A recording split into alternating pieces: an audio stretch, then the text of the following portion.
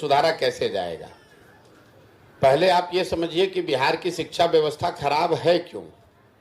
बिहार की शिक्षा व्यवस्था इसलिए नहीं खराब है कि यहाँ शिक्षक पढ़ा नहीं रहे हैं। ये लोगों का ऐसा लगता है लोगों को कि यहाँ शिक्षकों की गुणवत्ता अच्छी नहीं है इसलिए पढ़ाई नहीं हो रही है। कुछ लोग ये बताते हैं कि भैया स्कूल में यहाँ खाली खिचड़ी बट रहा है, पढ़ाई नहीं हो रहा है। इसमें भी सच्चाई नहीं है। अगर खिचड़ी बंटने से पढ़ाई नहीं होता तो बिहार के कॉलेज में तो खिचड़ी नहीं बट रहा है, वहां पढ़ाई क्यों नहीं हो रहा है। अगर शिक्षकों की गुणवत्ता की वजह से पढ़ाई नहीं हो रही होती तो दरभंगा के सीएम साइंस कॉलेज में तो नियोजित शिक्षक नहीं पढ़ाता है, वहां क्यों नहीं पढ़ाई हो रही है। अगर बिहार में शिक्षा व्यवस्था की बदहाली को आपको समझना है तो उसका कारण यह है कि समाज और सत्ता में बैठे लोग, समाज और सरकार दोनों की प्राथमिकता में शिक्षा है ही नहीं। लोग भी अपने बच्चों को विद्यालय में खिचड़ी खाने के लिए ही भेज रहे हैं।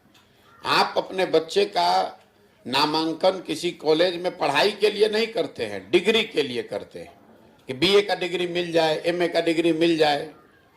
बिहार की शिक्षा व्यवस्था एक पंक्ति में स्कूलों से खिचड़ी बांटने की व्यवस्था है और कॉलेज से खिचड़ी बांटने की व्यवस्था है। पढ़ाई दोनों में कहीं नहीं हो रहा है।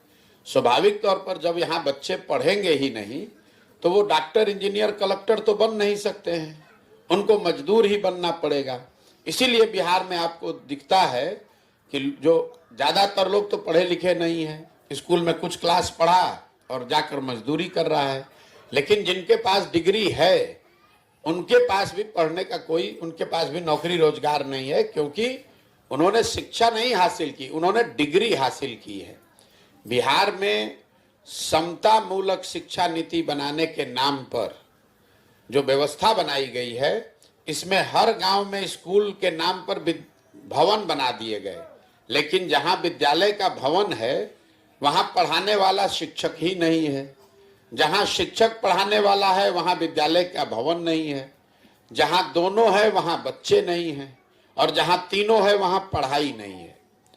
तो जब तक बिहार में इस व्यवस्था से बाहर निकलकर एक नई शिक्षा प्रणाली नहीं बनाई जाएगी, लोगों को ये नहीं समझाया जाएगा कि आपका जीवन तभी सुधरेगा जब आपके बच्चे पढ़ेंगे।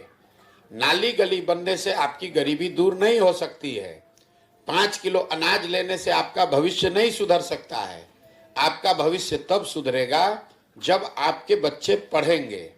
जब कोई पढ़ेगा, उसको नौकरी मिलेगा, तभी उसके परिवार का भला होगा। तो लोगों के दिमाग में जब ये बात आएगी, लोग पढ़ाई के लिए अपने नेताओं से, सरकार से मांग करेंगे, पढ़ाई के लिए वोट करेंगे, तब उससे एक बेहतर शिक्षा बनेगी। जो भी सरकार में रहे, कोई भी दल रहे, लेकिन उसको ये चिंता होनी चाहिए कि अगर स्कूल, पढ़ाई विद्यालय में नहीं होगा तो लोग हमको वोट नहीं करेंगे। अभी सरकार में बैठे हुए लोगों को ये डर ही नहीं है कि अगर यहाँ पढ़ाई नहीं होगी तो हमको वोट नहीं देगा। उसको मालूम है कि जिस गांव में विद्यालय नहीं है, पढ़ाई नहीं हो रहा है, वहां पर भी कल जब वोट होगा तो लोग जात के नाम पर हम ही को वोट दे देंगे।